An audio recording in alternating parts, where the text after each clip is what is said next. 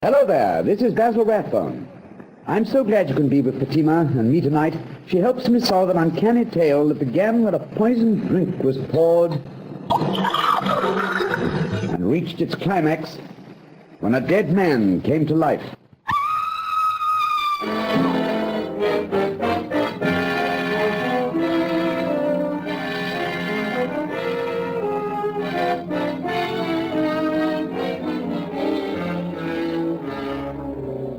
The Tales of Fatima, a new series of exciting mystery stories starring that distinguished actor, Mr. Basil Rathbone.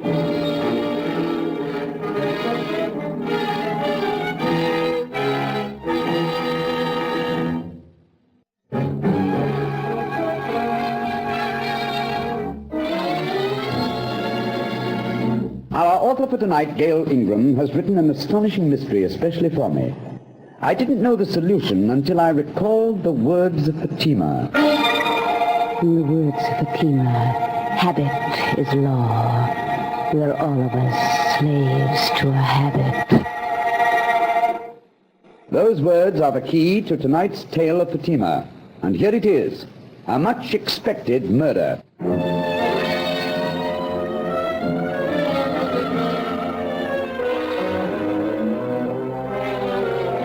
The evening performance is over, and Basil Rathbone is in his dressing room with Lavender, the wardrobe mistress. Oh, Lavender, I'm glad it's time to go home. I'm tired. A nasty night out, Mr. Rathbone. A wonderful night out to be in bed. Thank goodness nobody wants me to solve any cases. Come in. Yes, sir, what can I do for you? You can drop the case. Drop the case? Or I'll have to drop you. With this gun. Mr. Rathbone, I think he means it. Believe me, I do. Will you drop the case? I'd be enchanted, old fellow, but except that I haven't a case to drop, and I'd much prefer not being killed for something I'm not doing. Mr. Rathbone, you're a very fine actor, but don't play dumb with me. I give you fair warning. Pursue this investigation further, and you'll be killed. But what's the investigation he's supposed not to pursue? Never mind, Lavender. It's no use. What's no use? We can't fool this gentleman. I'll drop the case. Huh? Now you're being smart, Mr. Rathbone. Just leave Mrs. Dawson alone. Mrs. Dawson? Yes, Lavender, Mrs. Dawson. You remember Mrs. Dawson? Oh, Mrs. Dawson. Just remember, don't try to help Mrs. Dawson. Good night. Mr. Rathbone, have you been holding out on me? Who's Mrs. Dawson? Lavender, I haven't the faintest idea. Oh, Hello, Mr. Rathbone. This is Mrs. Dawson. who? Mrs. Dawson, this is Mr. Rathbone, isn't it? I think so. Mr. Rathbone, I'm in terrible trouble, and I thought maybe you'd help me. Help you in what way? I can't tell you over the phone, but I live on Upper Lake Road. Could you come out and see me right away, please? It's a matter of life and death. So I understand. My life or death. Oh, no, there's no danger. But if you come, you may be able to keep someone from dying. I see. Well, in that case, I can hardly refuse, can I? Oh, thank you, Mr. Rathbone. I'll leave immediately.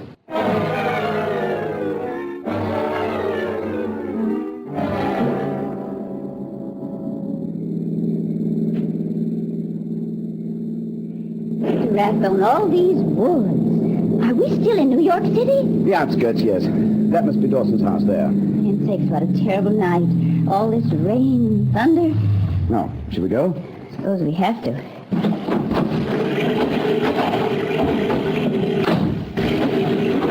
Mr. Rathbone. Yes?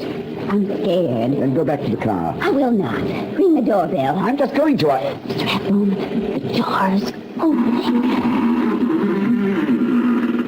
You are strangers. Why, yes, but we... Strangers aren't welcome here. but we were invited. Better leave now. But Mrs. Dawson said... While you're still alive. Mr. Rathbone. Bad things happen in this house. It's an evil house.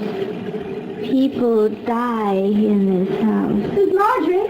Miss Marjorie, who's there? Oh, Mr. Rathbone. Yes. I'm Mrs. Dawson. Please come in out of the rain. Miss Marjorie, go to your room. But Go to your room. it's dangerous for strangers to come in. People die in this house. I'm terribly sorry, Mr. Rathbone. Miss Marjorie, she's my husband's sister, is a little peculiar. A little. Lavender, is Miss Marjorie what you wanted to see me about, Mrs. Dawson? No, it's my husband.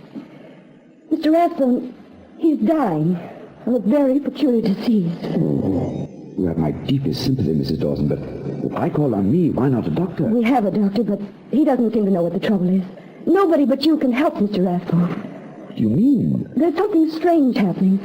My husband is keeping something from me, some sort of a secret.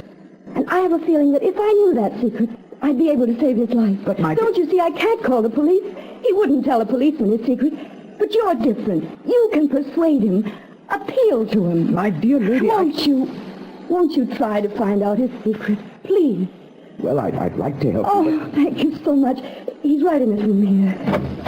Just a minute, Mrs. Dawson. What is it? Don't go in there. Why not? Because if your husband's keeping some secret from you, I think it might be better for me to talk to him alone.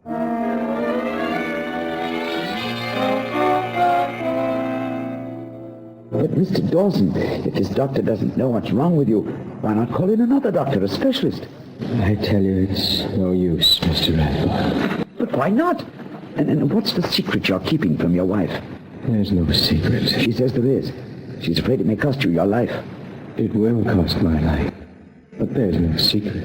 What do you mean? I'm not dying of any rare malady, Mr. Rathbone. I'm dying of poison. What? I've been eating poison food for some time now. I didn't realize it until 2 days ago. But then it was too late. The job was done. But I don't understand. Who's poisoning you? My wife. Oh, now, Mr. Dawson. And it's not the first time she's done it either. She poisoned her first husband, too. And got away with it? Yes. But that's impossible. No, it's not. She got away with murder the first time because she knew a brilliant young chemist who concocted a slow-acting poison that left no traces whatsoever. Oh, good heavens. The chemist was crazy about her. He showed her how to administer the poison, and it gradually snuffed out her husband's, that is, her first husband's life. Just as it's snuffing out mine now. But I don't understand, Mr. Dawson. How can you know all this? How can you be sure it was murder? This poison you talk about left no trace. Surely your wife didn't tell you about her first husband and the chemist? She didn't have to, Mr. Rathbone. Well, why not? I was the chemist.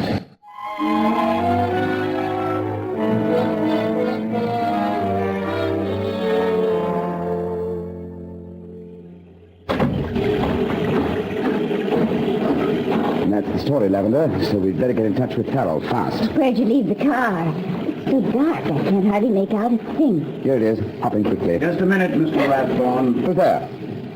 We've met before. It's the man who came to your dressing room tonight with a gun. Right you are, and I've still got the gun. I believe I told you to keep your nose out of this, Rathbone. Yes, I believe you did. I meant it. Now, unless you're anxious to be killed. Oh, I'm not. I'm only anxious to... Get that gun away from you! No, you don't. Get him, Mr. Rathbone. Get him, boy, Mr. Rathbone. Mr. Rathbone, what are you running away for? Mr. Rathbone, he's flat on his back. Oh, no, he isn't, Lavender. I am.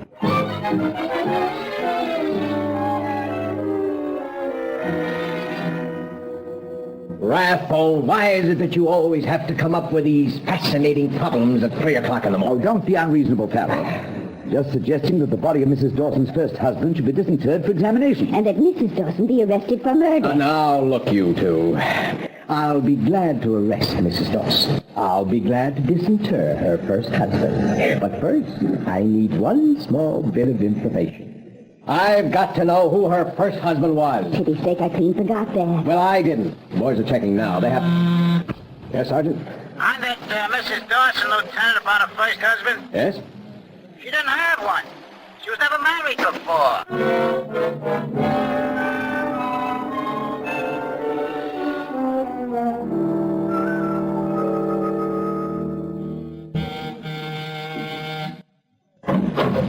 Oh, good morning, Mr. Rathbone.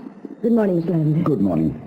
Mrs. Dawson, I owe you an apology. Oh? When I left here last night, I believed you had poisoned your first husband. What? That's what Mr. Dawson told us. I realize now that Mr. Dawson was in a very weakened condition when he spoke to us last night. Seems like his mind's been affected by his illness. He told us a totally imaginary story.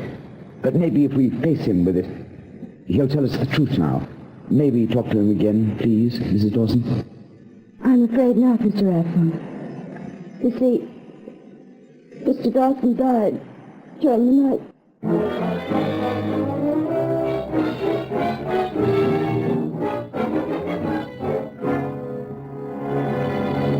We'll be back in just a moment for the second act of tonight's tale of Fatima.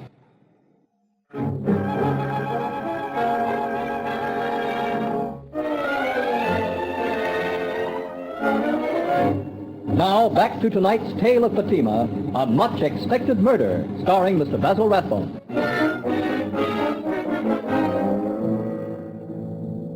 Mr. Dawson died. Good heavens. I'm terribly sorry, Mrs. Dawson. It's an awful shock, Mr. Rathbone. Of course, I knew he was ill, but, well, it's always a shock. Does the doctor have any idea yet of what Mr. Dawson's illness really was? He gave the cause of death as a heart attack. Heart attack? I thought it was a very strange diagnosis. I don't know what to make of it, but that's what the doctor said. Could the doctor have deliberately made out an inaccurate death certificate for some reason? Oh, no, that's not possible. I've known Dr. Rand for years. He's an old bull of mine, a close family friend. As a matter of fact, he's here right now. He's good enough to stay on to take over for me. Pen the terrible details. I see, yes. Well, I'd like very much to talk to him, if you don't mind. Not at all. He's right across the hall. In the study? Thank you. Come along, Lavender. Excuse us, Mrs. Dawson. This must be the study here. Dr. Rand? Yes. What do you want? My name is Good heavens. Great day in the morning. It's the man who pulled a gun on us. What are you two doing here? I told you to keep away from this house. I know you did, Doctor. But I'm very nosy by nature. Yes, and Mercy is swollen, too, after that wallop you stopped last night. You better clear out, Rathbone, or you'll stop another one. I don't think so. Fortunately, I spot Alexander Graham Bell's gift to unarmed detectives. A telephone on the desk. I think I'll just pick it up and call Lieutenant Farrell of Homicide. Put down that phone. Certainly. After I tell you, Lieutenant Farrell, to arrest you for the murder of Mr. Dawson, I Will you imagine... put down that phone? My dear chap. Do you want to spoil everything? I don't want to spoil anything. Dawson is dead. Listen to me, you stubborn fool. Dawson isn't dead at all.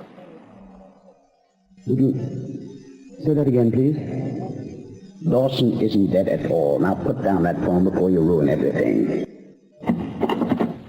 Lavender, call the doctor. I think I'm going mad.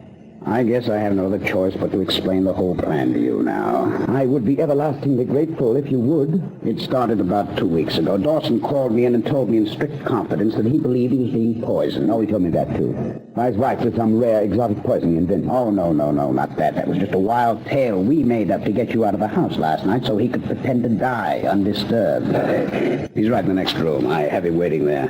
A hearse should be along shortly, and we'll smuggle him out of the house that way. Oh, how ingenious. Through this door here? Yeah. Here we are. Dawson? Mr. Dawson? Oh, the poor man's fallen asleep. The strain of dying must have been too much for him. Yes, I guess so. Mr. Dawson? Wake up! Wake up! What's the matter? Lavender, I've got to call Farrell. Call Farrell? Yes. Mr. Dawson is really dead this time. Look, his throat's been cut.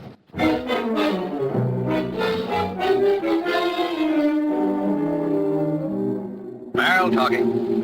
Lieutenant, this is Rathbone. No. Yes. Look, Farrell, I've just... Ah, don't tell me. Let me guess. You've just come across a body. Lieutenant, you have now answered the first question correctly. Now, if you'll come out to the Dawson house on the Upper Lake Road, I'll let you have a try at the jackpot question. What's that? Who done it?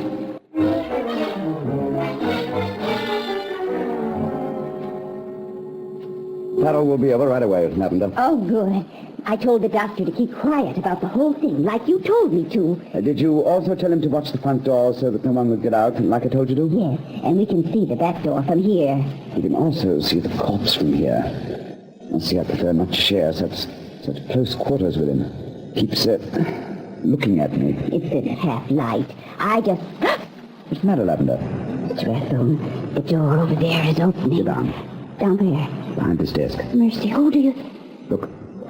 It's Marjorie. Dead man's sister. She's got a gun. Lavender, she's mad. Completely and utterly mad. She's going to shoot the dead man. Miss Marjorie, no, don't! Man's sake, she shot him through the head. So I did. I shot him through the head. Miss Marjorie, give me that gun. Of course. Here. Now, if you'll just explain. There's nothing to explain. I confess to everything. I shot him because he was no good. He deserved to die. But why? What have you got against your brother? My brother? My brother is dead already. Did I shoot my brother? Of course you did. It's the light. I couldn't see in the light. I thought I shot the other one. The one who killed my brother. Who? Who killed your brother? Why, that bad, bad man, of course. Dr. Rand.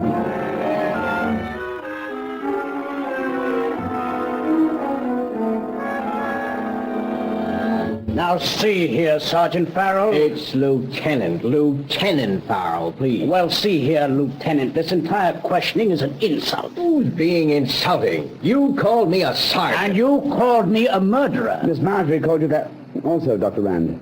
Mr. Rathbone, I said it before, I will say it once again. Miss Marjorie is mentally incompetent. How can you for one moment believe that I killed Dawson just because she says so? Now... Dr. Rand, listen. Probably the person who cut Dawson's throat is the same one who was trying to poison him. So we're looking for the poisoner. You've been looking for the poisoner. Let's work together. Very well, if you put it that way. You the sergeant here. The lieutenant. Lieutenant Dennis, R for Robert Farrell, and remember it. Now, who killed Dawson? Candidate number 1, Miss Marjorie, who may not be as unbalanced as she seems. You mean maybe that phony shooting was just a red herring? Exactly, a clever hoax to throw us off guard. But if so, what's the motive? Does Miss Marjorie stand to gain anything by Dawson's death, Doctor? She stands to gain considerable. Dawson was well-to-do. He left his estate half to Miss Marjorie and half to his wife. What about Mrs. Dawson? Does she have a motive for murder? No, she's innocent, absolutely innocent. She didn't do it. And how do you know she didn't? Because she just didn't. She's a wonderful woman. A fine, gentle woman. She couldn't possibly commit a murder, and I refuse to allow you to consider it. You refuse to allow me to consider it? What right have you got to refuse to allow me to consider something? I'll consider anything I want to. And, what I'm considering right now is that you're making a lot of noise about the innocent Mrs. Dawson. Too much noise. Why are you protecting her? I'm not protecting her, but I say she's innocent. And I say I'm not sure. What was that? Mr. Rathbone, help! It's Lavender. Come on, Farrell. Go!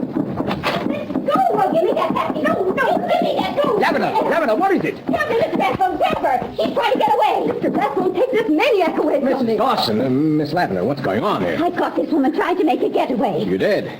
How about that, Mrs. Dawson? I haven't the vaguest idea what she's babbling about. She says, dear lady, she caught you trying to sneak out of the house. With this bundle under her arm. What's in the bundle? I don't know. I found it in the upstairs hall. I thought it might be important, so I was bringing it to you. Bringing it to you? Mercy sakes, she was headed for the front door. I thought Mr. Rathbone was in the front room. Poppycock! It's not poppycock. Ladies, save the cat fight. Now, what's in this bundle? Let's open it and find out. All right. Here. Thank you. Good Lord. Well. The murder knife. Oh, take it away. A pair of blood-stained gloves. Turned inside out. What a careless way to leave gloves. Whose gloves are these, Mrs. Dawson? I can't look. I'm sorry, but you'll have to. This is important. Whose gloves are they? Why, they're Come on, tell us. my sister-in-law. They're Miss Marjorie.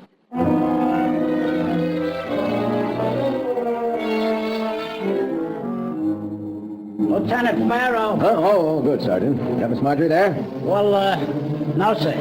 Well, why not? I told you to bring her in for questioning. I know you did, sir. I tried to find her, but she's not in the house. Then look outside the house. I did that too, sir, but she's not there either. She's not anywhere. She's just plain gone.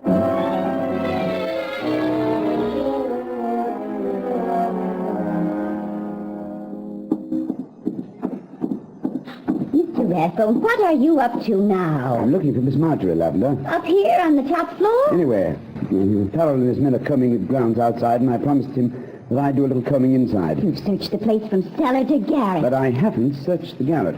Come on. All right, but I don't approve. Every time you look for a murderer, you land up to your ears in hot water. Oh, don't worry, Lavender. The grounds are swarming with policemen. We couldn't mistake her. Up these attic stairs here. Do you call that an attic? Does look a bit like a tomb, doesn't it? Come along, watch yourself. These steps are treacherous. All right. What's the matter? Walked into a cobweb. Here we are. Where are we? Top of the flight. Nobody here. Let's go back down. Oh, Lavender, really? Well, mercy, Miss Marjorie may be crazy, but I'll bet she has sense enough not to hide in a gloomy cave like this. You know, I bet Miss Marjorie has quite a bit of sense, Lavender. After all, mentally unsound people are usually the craftiest of all killers. That's why I'm a little puzzled about one thing. What? That bundle we found with a knife and gloves in it. There's something out of character there. Doesn't seem possible that she would just leave it. Oh, good heavens. Of course. Of course. In the words of Fatima, habit is law. We are all of us slaves to a habit. Why didn't I think of that before? Habit. What? Lavender. Got the answer now. I know who the murderer is. You do? Well, mercy's sake. What? I heard something. Someone's coming.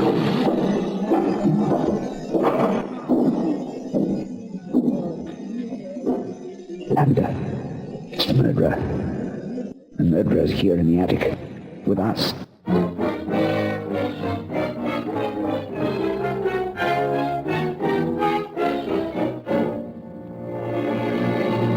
We'll be back in just a moment with the exciting conclusion of tonight's Tale of Fatima.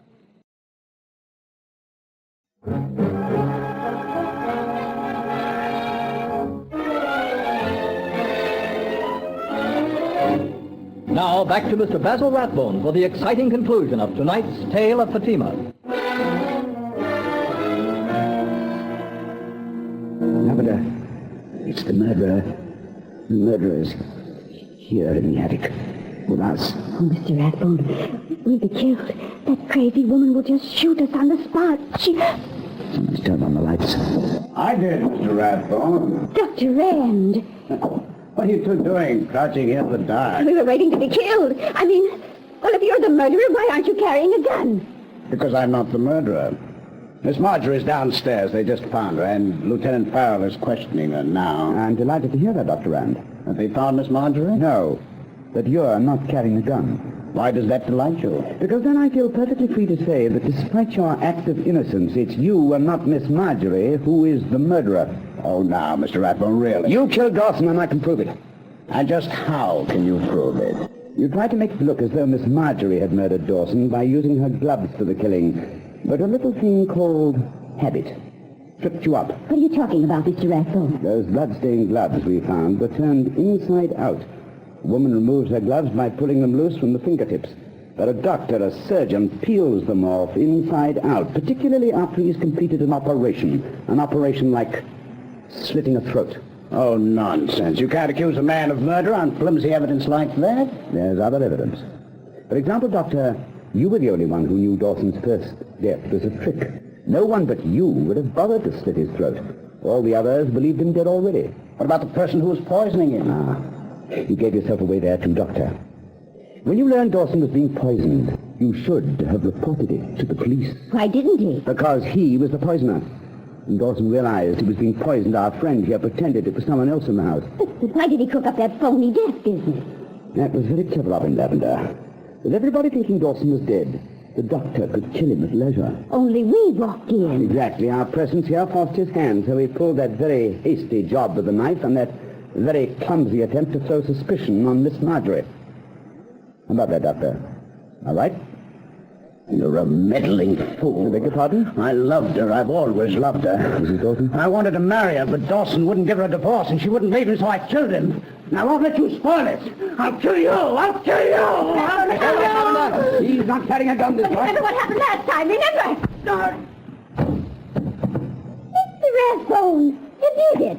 You knocked him out this time. So I did. But you know, Lavender, I could have knocked Dr. Rand out the first time if I hadn't been prevented. What prevented you? Dr. Rand?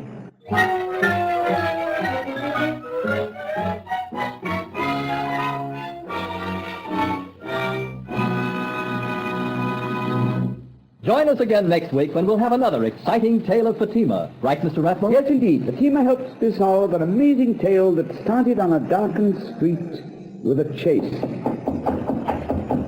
and reached its climax in a darkened room with a shot.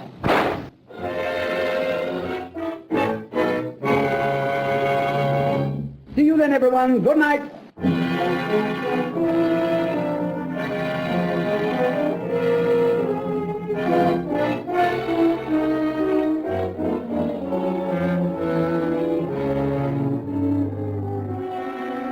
Tales of Fatima stars Mr. Basil Rathbone with original music by Jack Miller. Agnes Young was Lavender, and Lieutenant Farrell was played by Francis DeSales. The entire production is under the direction of Harry Ingram.